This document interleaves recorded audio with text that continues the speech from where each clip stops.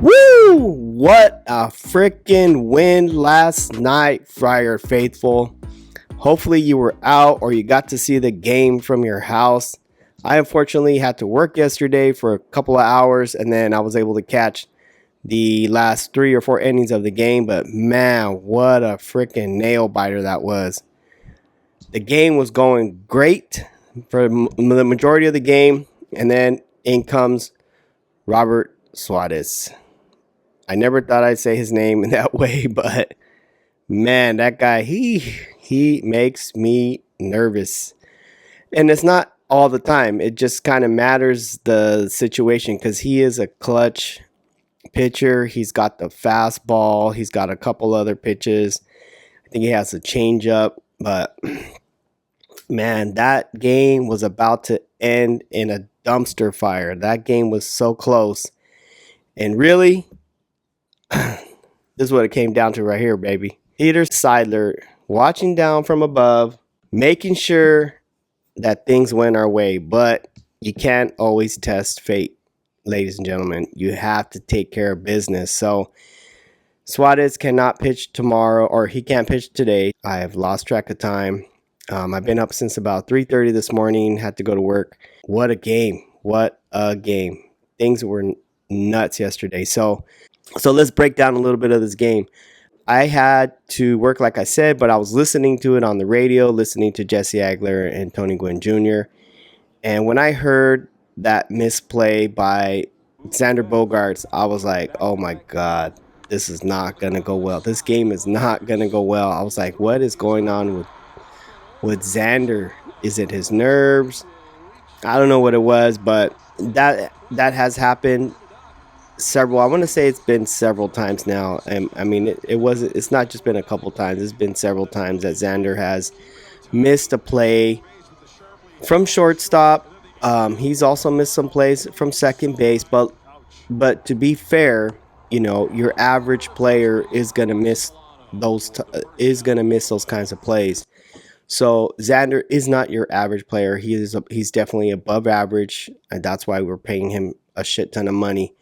Even the greats make mistakes sometimes. I mean, you've seen Manny Machado sometimes airmail balls to first base, you know, throw them too short. He's done, you know, he's had his errors here and there every once in a while.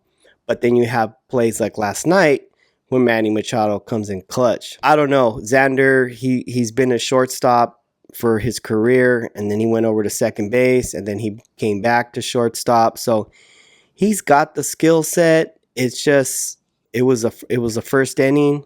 It was in Dodger Stadium, and who knows what was going on through his mind at that moment. But it is what it is. Solano, you know, he's also not first baseman for this team. It's Cronenworth, and Xander's supposed to play at second. But with Ha-Seong Kim out, everybody's had to move over. Donovan Solano has done an amazing job as well. There's been times where he has come through clutch and made some pretty great plays at first base.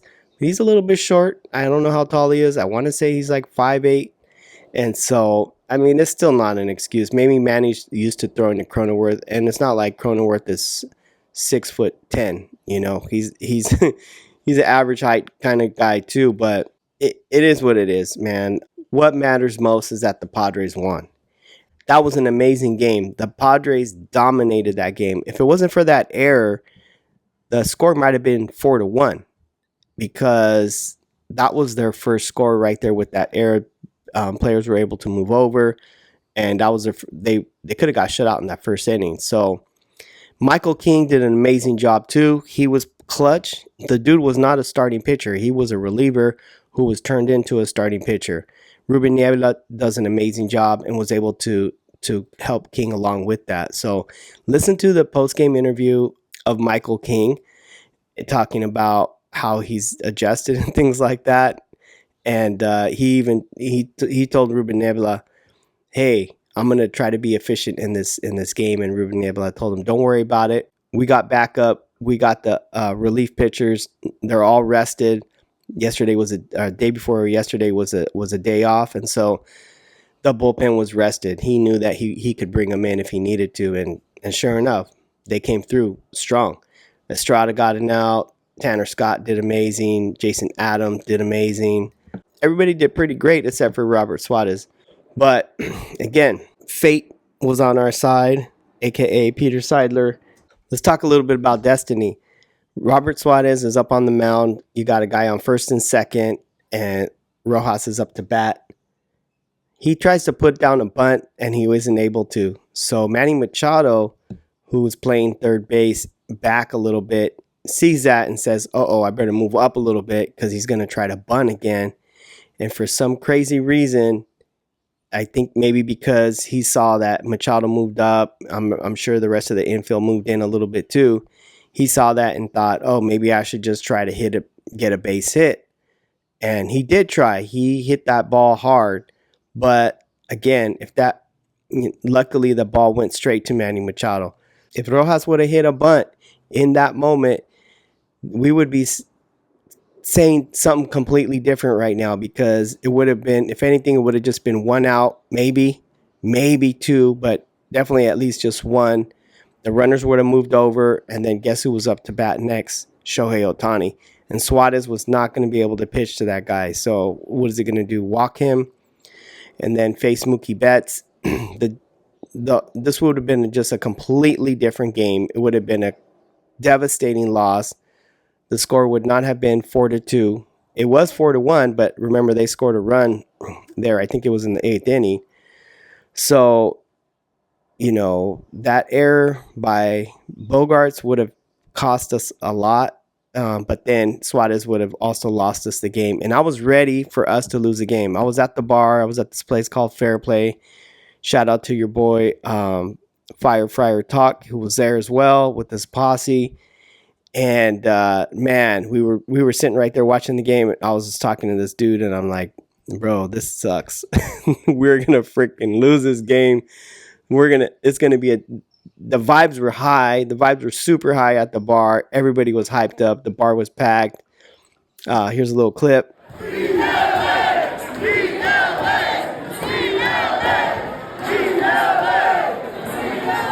I was ready to accept that defeat. I was ready to accept that loss, and I was like, dang, this is how we're going to lose this game. Even though we've been winning the whole game, dominating the game, dominating the Dodgers, I was like, damn, this is how we're going to lose this game. My heart was going to be crushed at that moment. But like I said, Peter Seidler watching down from above, one of the baseball gods, and was like, nope, not tonight, Satan. Shout out to Peter Seidler.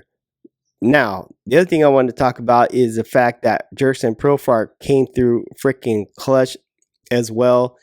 I think that triple play is just overshadowing everything else that, all the great work that Cronenworth did, Profar, everybody else, the pitchers, other than Suarez. Jurickson Profar had 2 clutch moments in this game. He had freaking 2 amazing catches.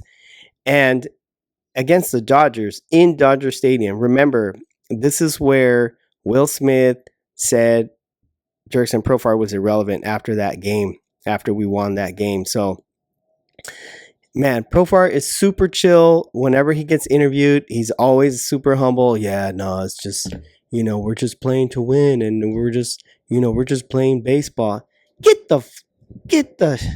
Shut the hell up, man. Profar has a freaking chip on his shoulder. That guy is fired up. That guy, he wants to crush the Dodgers. And look at the smile on his face after he makes those plays. I said in my last video, I said, man, Profar, his defense has improved a lot, and it sure has. And I do want to make a correction, because I did say in my last podcast, episode 17, that Profar's defense has improved dramatically. I don't think it's improved. It has improved, but it's not dramatically. He has been a good defensive player, but he just hasn't had enough reps. And now that he's been playing every single day in left field, the guy's a good player.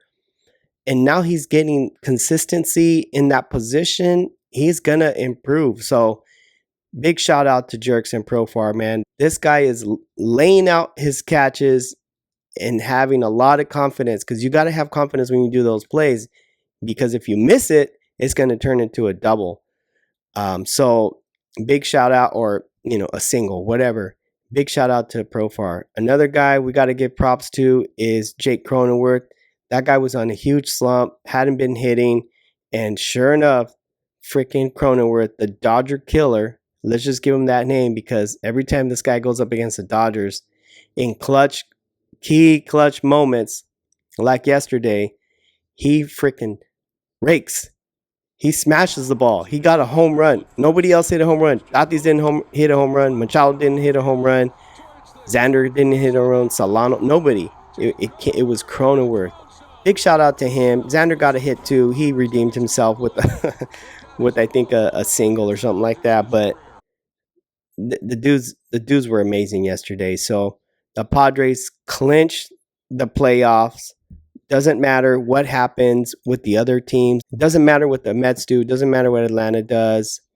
The Padres are in. Even if both those teams win every single game, they're gonna be in it. Overall, this was an amazing game. The Dodgers had everything to lose, and the Padres had everything to win. And we're still not finished yet because we can still win the division title, the NL West, the National League West division title, and take it from the Dodgers. So it is possible. We would have to win these next two games for sure. So that means we'd have to get a sweep. So our new chant is Sweep LA. Hopefully, we'll see how it goes. If we don't, it doesn't matter. We're in the playoffs, and that's really what's most important. But hey, man, you always got to shoot for the top. Got to shoot for the top, baby. So let's sweep LA. Let's get another win tomorrow or today. Let's get a win today with Cease on the mound. Again, we got Flaherty on the mound for the Dodgers. So it's going to be a tough battle, but I mean, Cease is dominant, man. That guy, as long as we can get Ace Cease, it's all good. Then we got to continue with that stellar defense. Profar, Machado, Xander, pick yourself up. Cronenworth, always dominant. And I don't know if Solano's going to play first today or what's going to happen, but shout out to Dylan Cease right here. Si se puede, baby. Let's go. I'm a collector. We got this blue diamond, Jackson Merrill. Boom. If you all are collectors too, you all need to pick up those Jackson Merrill rookie cards because those things are going to jump up in value once he gets Rookie of the Year. He already made it to the All-Stars his rookie year. He's just going to keep getting better. I watch a lot of collector videos, and I just trip out on people. They're just going through their cars. They get a Jackson Merrill. It's like whatever. They get a freaking Paul Skeens card, and like, oh my god, I got a Paul Skeens card, or a Jackson Churio, or whatever, a Jackson Holiday. Man, fools are still sleeping on Jackson Merrill, especially in the collector scene. So I think other folks are coming around. MLB's coming around, the national networks and stuff like that. So again, let's sweep LA. Game number 2 tonight. I don't know if I'm gonna be out at Fair Play tonight. I tried watching the game from home yesterday, and it was blacked out. So I don't know if that was a Dodger thing or what the hell happened there. But if it's blacked out again tonight, I will definitely be out and about. Maybe I'll be at Fair Play again. Big shout outs to you all. That was my first time there. And the only reason why I went was because Friar Talk said he was going to be out there. So I was like, I'm going to connect with this dude. The other thing is, just another reminder, I did get my stickers in the mail. So if you're interested in these, hit me up. You can message me directly on Instagram. That's pretty much the only way you can get a hold of me. I might make an email address just for LFGSDPadres. I also got these Slam Diego stickers. These are a little bit smaller. These ones are 4.5 inches wide. And I got my classic San Diego sticker right here. And then I made that Matty Knuckles sticker too. And I have a couple of Slam Diego shirts. So there it is there. Boom. I got a couple of these Slam Diego shirts. I think I have a couple of mediums and a couple larges. So if you're interested in any of those, I have them on Etsy.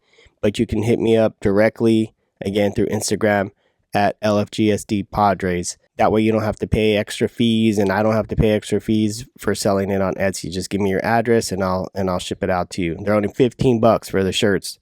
Stickers range from $2 to $2.50. So hit me up and I'll get that out to you ASAP. I will be coming out with some new designs hopefully soon. I'm going to do a very limited release on some other shirts. I won't say the design out loud yet, but make sure you follow me on YouTube.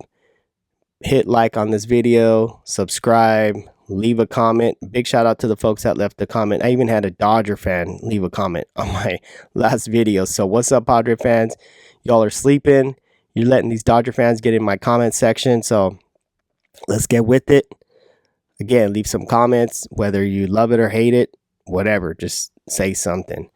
It really helps out the video so more people can see it. So big shout out to you all, and we'll catch you tomorrow after the Padres take game 2 from the Dodgers. Let's go, baby. I'm out. Peace.